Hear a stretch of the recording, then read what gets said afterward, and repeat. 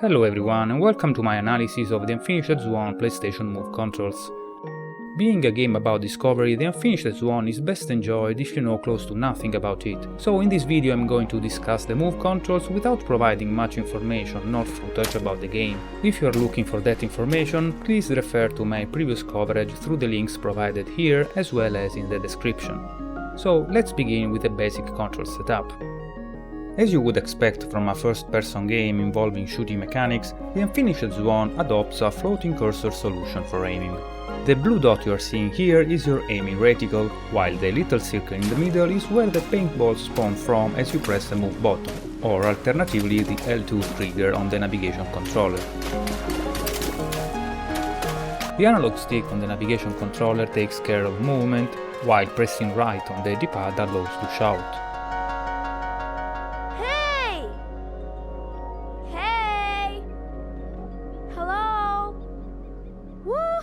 There is no point in doing this, but it's a cool feature.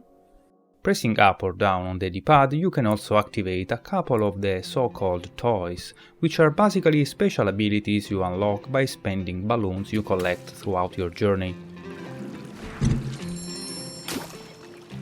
Purchasing the Stop Time toy, for example, allows to freeze time by pressing up on the D-pad. In this state, the game world keeps running as usual, except for the balls, which just hang in midair until you unfreeze time by pressing up again. Like most of the other toys, this feature doesn't have any gameplay implication, it's there just for letting you mess around. But it's worth mentioning that you can place up to around 120 balls before the older ones begin to disappear as new ones are generated. If properly set up, you can also have the balls collide with each other. Another toy called Clean Canvas erases all the paint splats you have vandalized the world with in one go by pressing down on the D-pad.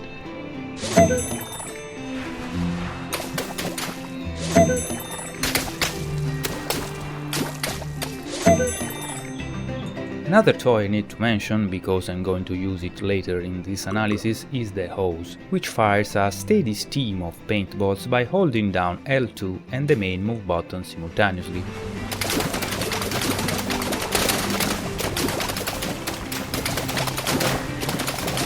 Okay, sorry for the digression, back to the controls.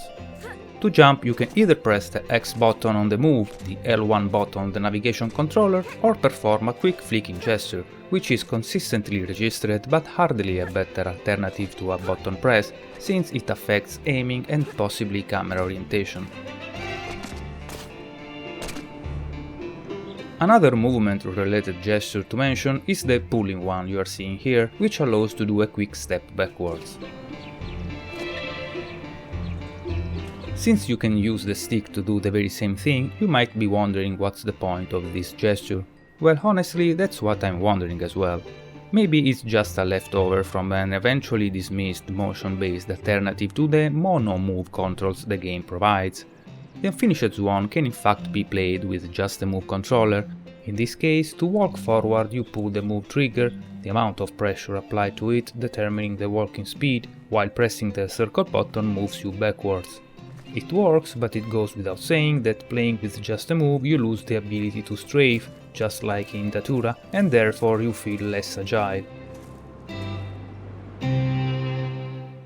Moving on, let's take a look at the camera control system.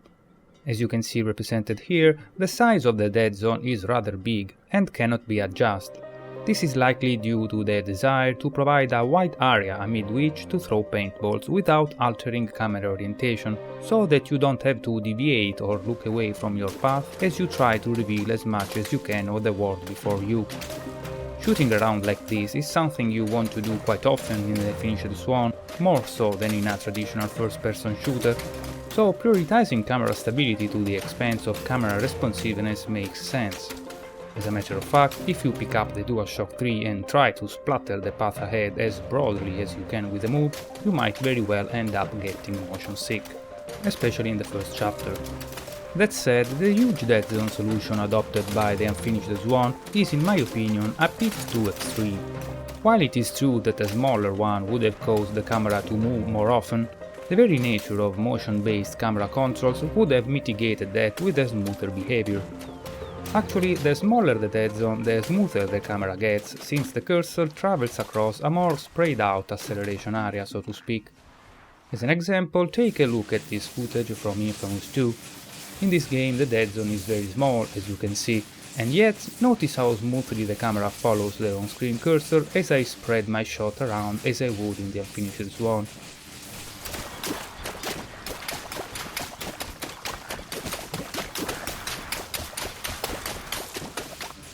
Dead zone argument aside, I also think the Unfinished Swan could have used a look spring option for vertical camera orientation.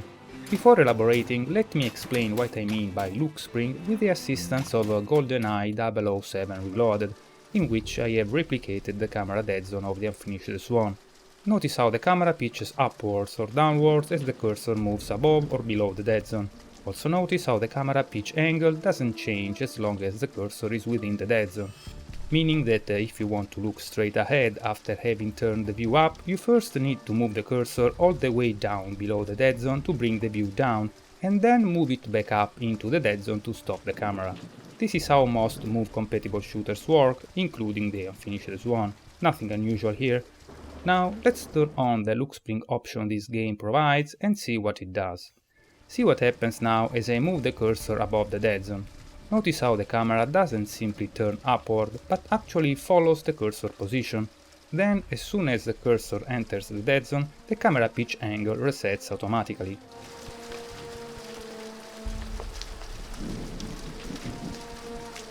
Now, one of the issues you face with this system is that if you are aiming at something that sits close to the top or the bottom edge of the dead zone, you might end up having to fight the camera as the cursor moves in and out of the dead zone, altering the camera behavior in the process.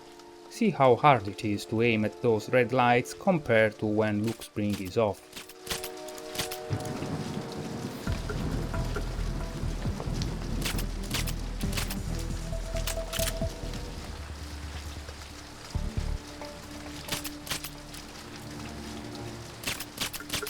The problem here though is not so much the look spring solution per se, but how it was implemented, that is, rather unoptimally, coupled with the size of the dead zone.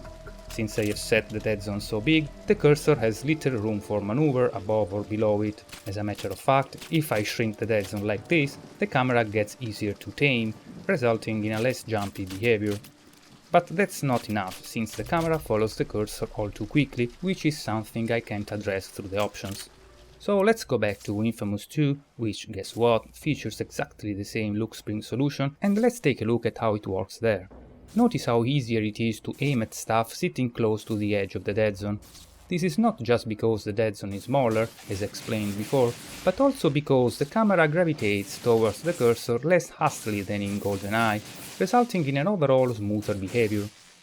For more information about this, please refer to my previous analysis of Infamous 2 and Infamous Festival of Blood. If you are still awake and don't mind me digressing a bit more, I'd like to discuss another reason why I believe a look spring solution would have been particularly suited for the Unfinished Swan. Given the scarcity of visual cues such as textures and whatnot, there are times where you are not sure how the camera is oriented, forcing you to fiddle with the controls until a piece of geometry comes into view. Not a big deal for sure, but I believe a look spring solution could have helped by letting you infer the vertical orientation of the view from the move orientation. After all, in real life we are perfectly capable of telling how our head is tilted even if blindfolded. Had it provided a look spring solution, the Unfinished Swan could have replicated this ability, at least with regards to vertical camera orientation.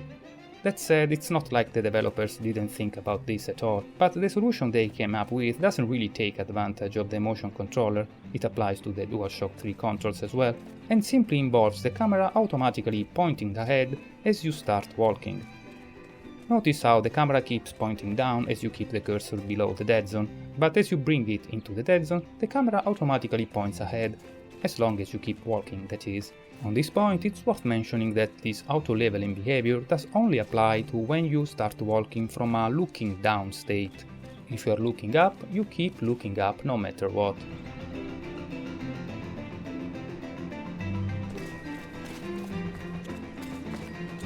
Also, this system works only in the first chapter of the game, probably because it's the most potentially disorienting one.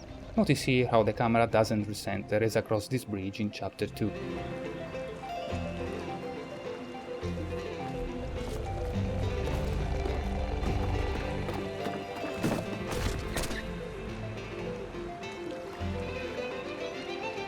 One last feature to mention with regards to camera behavior is the roll to turn one. In an attempt to provide a tighter control over the camera in spite of the huge dead zone, the developers have implemented the ability to turn the camera horizontally by twisting the controller. You can still turn as usual, but as you can see here, you can also turn without having to point the controller away from the dead zone.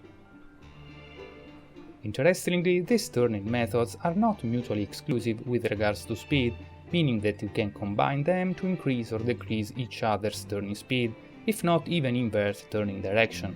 Notice here how the camera turning speed dictated by the move roll increases as I bring the cursor outside of the dead zone.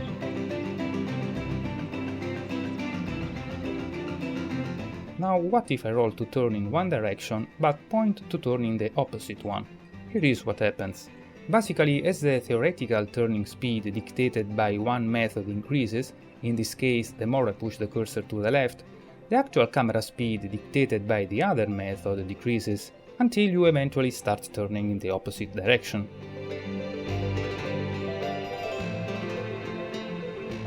This is all pretty cool and definitely a welcome addition, especially as it allows to turn around much faster than with a traditional controller, as demonstrated here. By the way, the top camera turning speed is higher when using the move compared to when using the DualShock 3, even if you don't combine the two turning methods. This is a good thing. What's not so good though is the size of the rolling dead zone. It's just too wide, forcing you to twist the move beyond a comfortable degree in order to gain a decent speed. More specifically, the dead zone appears to be of 45 degrees per direction, that is 90 degrees overall. So by the time you start spinning at a decent speed, which happens at around 90 degrees, your wrist starts complaining as well.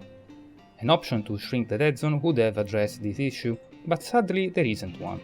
I assume the developers felt a smaller dead zone might have caused unintentional camera turns, but maybe they went a little bit too safe in settling with the current 90 degrees value. Take a look at Sega Rally Online, for example, in which you can steer by rolling the move. As you can see, it's pretty easy to go straight, even though, according to my scientific measurements, the overall rolling dead zone turns out to be a fraction of the Unfinished Swan one, just 20 degrees. Alright, enough camera talking. Let's discuss ballistics now. Let's do a little test. With the stop time toy active, let's set up one paintball to fly straight ahead, another one to fly upwards, and the last one to fly downwards. Okay, now let's see what happens when I am freeze time. Of course, you would expect the three paintballs to fly off at different pitch angles, but what happens instead is this. They fly off at the very same angle.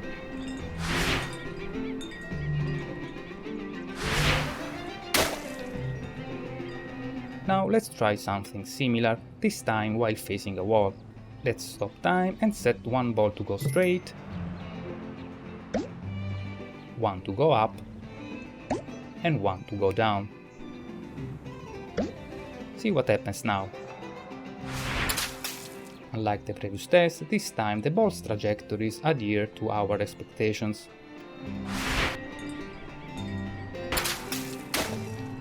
So what's the deal? Well, the short answer is that ballistics are context sensitive. What this means is that the vertical position of the on-screen cursor does not affect the ball's trajectory as long as you are aiming at something out of range.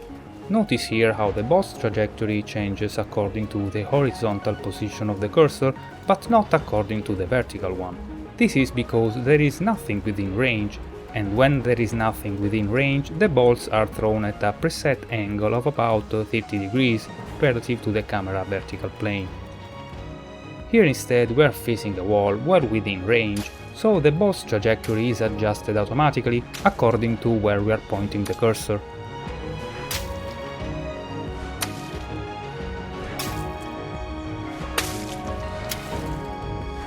So is this a good or a bad thing? Generally speaking, it's a good thing, and here is why. Pay attention to what happens as I move back from the wall while aiming at this area here. See how the angle the balls are thrown at increases the further I step away from the wall. If this wasn't the case, at some point I'd start hitting the ground rather than the wall. Same with the opposite scenario. As I get closer to the wall, the angle decreases, otherwise at some point I'd start hitting the wall above my intended target due to the parabolic nature of the trajectory. Now, a little problem with this system is that it doesn't account for situations where you want to perform a lob shot rather than aim directly at something. Those situations are very rare, but what you naturally tend to do is raise the cursor above whatever you want the ball to fly over. The problem is that if that whatever is located as far as the balls can go, like that railing, raising the cursor above it won't change a thing.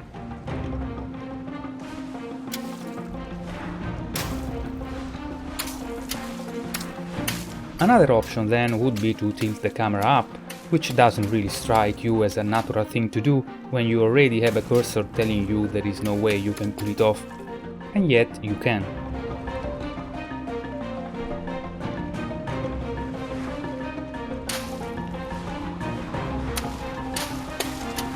It goes without saying that when using a traditional controller, you never experience this seemingly contradictory ball behavior, because tilting the camera up is your only option. By the way, the context-sensitive trajectory adjustment thing I have exposed earlier does apply to the DualShock 3 controls as well. Notice the different trajectories here as I switch between hitting the gate and what's behind it.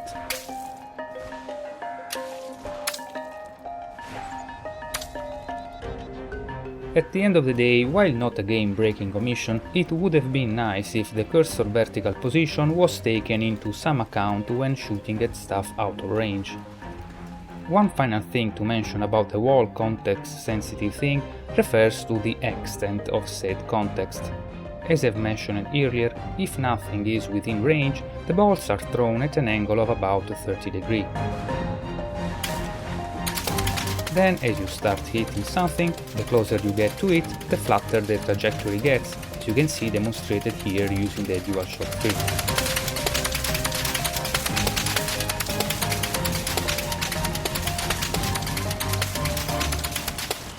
3. Now look at what happens if I do the same thing with the move.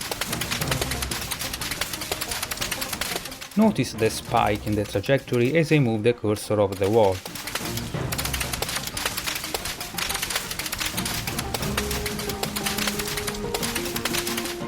Whereas with the DualShock 3 the angle at which the balls fly off shrinks from the maximum of 30 degrees as I move the reticle across the wall, with the move it actually jumps to about 45 degrees before starting to shrink, meaning that the context-sensitive area is actually bigger than the one you get when using the DualShock 3. Pay attention to when the balls start to hit the wall at the same height of the cursor or reticle. That indicates the moment the context-sensitive thing is actually triggered. Now see how earlier this occurs when using the move compared to when using the DualShock 3. I'm honestly not sure if this is intentional or a glitch. What I'm sure though is that this behavior is move exclusive for the most part of the game. Only during the second half of the third chapter do the DualShock 3 controls enjoy this extended context-sensitive area. You will see when you get there. So now that we are at the end of this analysis, you might be wondering how the damn move controls are overall. Well, they are definitely competent enough to allow a perfectly enjoyable experience, but that's mostly due to the inherent qualities of the move technology coupled with the simplistic nature of the gameplay rather than to the effort put into the controls design. For instance, the cursor is one of the most responsive I ever pointed around with the move, but that's as much a product of clever cursor programming as a byproduct of the game running at 60 frames per second. On the other hand, the roll to turn or flick to jump features, although not all that effective or useful, are definitely testaments of some effort put into exploring the move qualities. Same goes with regards to the move sphere, which changes color according to the chapter. as well as to a unique feature that puts the move to sleep, removing the on-screen cursor after a few seconds of inactivity.